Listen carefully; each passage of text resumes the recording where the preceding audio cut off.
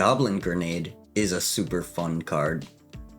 Goblin Grenade is a sorcery that costs a single red mana.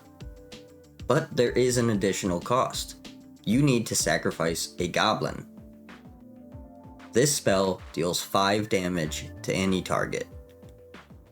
Holy cow, that's more damage than Psionic Blast. 4 copies of this would deal 20 damage. That's as much damage as players have life. That's crazy. Goblin Grenade is a very cool card.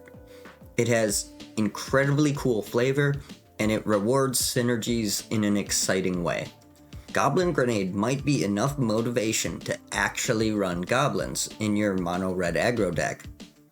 5 damage is a lot, especially for 1 mana. This thing can kill a Shivan dragon. How fucking cool is that? I love Goblin Grenade. This card is such a vibe. It's so hilarious. The story of rigging explosives to a goblin and sending them into, kaboom, isn't what I'd call honorable, but the idea is pretty comical. And much of the art leans into the more whimsical elements of this concept, which is probably for the best. And it's also just like a pretty solid card.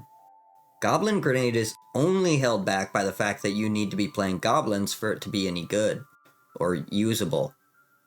But there are some pretty good goblins. For example, 8-Whack is a modern deck that can win, and it runs Goblin Grenade, which might actually be the best card in that deck. It's incredibly budget friendly too, but it is, to be fair, far from a top tier deck. Still, it's kind of crazy. You can, reasonably be expected to win in Modern with goblins and a Goblin Grenade. That's pretty cool. You can also play this in Old School, and, there are some decent goblins in Old School. I guess it's also okay in Pauper, which, that kind of makes sense. Pauper seems like a place where this would be pretty good. Overall, this is a really interesting card because its downside is meaningful and restrictive, but it isn't unsurmountable. You need to play goblins to use this, and it's really good if you're using goblins, but otherwise it's obviously bad because you won't be able to cast it without a goblin. Using Fork on a Goblin Grenade is also a pretty funny concept, because then the fork kind of creates a new goblin whose entire existence is just blowing up. That's like poetry or something. I really like Goblin Grenade. I think this card is the most perfect example of being funny, strong, flavorful, interesting, and restrictive. Like, this might be the best Magic card ever created from a design perspective. It's so fucking simple, but it's so perfect at what it does. I also just kind of think it's cool that it's strong as hell, but can only ever be good if you fundamentally alter your deck to accommodate it. And in the opposite regard, it's also really fucking cool that it's not so strong that, every deck is just this deck. That's very cool, too. That's a hard needle to thread, If every deck in Magic was goblins because this card was the only thing that was worth doing, it would obviously be a shit card and a kind of shit game. But this card instead props up an entire archetype and, lets 8 to 10 year olds get a couple wins at a Modern event. That's so fucking cool, right? I love cards that let cheap decks be good, and Goblin Grenade might be the best at this. Goblin Grenade is such a great card, dudes. I love stuff like this. It's such a simple and provocative design. I really appreciate cards like this. I think they make Magic the powerhouse that it is. What do you guys think of Goblin Grenade? I feel like it's pretty universally popular unless you get domed by Goblin Grenade a lot. I don't really see people complaining about this card, but if you do hate this card, I would be really interested in what the reasoning was. That's really all I have to say about Goblin Grenade, though, so let's talk about the art, because the art is incredible. It's super fantastic. It might be some of the best art. Goblin Grenade was originally from Fallen Empires, which means that it had 3 arts in the original set. Art A is by Ron Spencer, and this art is really cool, but unfortunately, or fortunately, the bar for Goblin Grenade art is higher than, like, any goblin has ever flown, and so this art is my least favorite. I like Ron's work, and this one is fantastic. I think it does a great job, and the story and the details are fantastic. But every art that has ever graced this card is like top percentage, in my opinion. And speaking of top percentage, Art B for Goblin Grenade was illustrated by Dan Frazier, and this piece is fantastic. This version is tied for my favorite Goblin Grenade art, and it's wonderful. I lose my shit every time I look at that dwarf freaking out while the goblin happily holds the grenade, blissfully unaware of the consequences.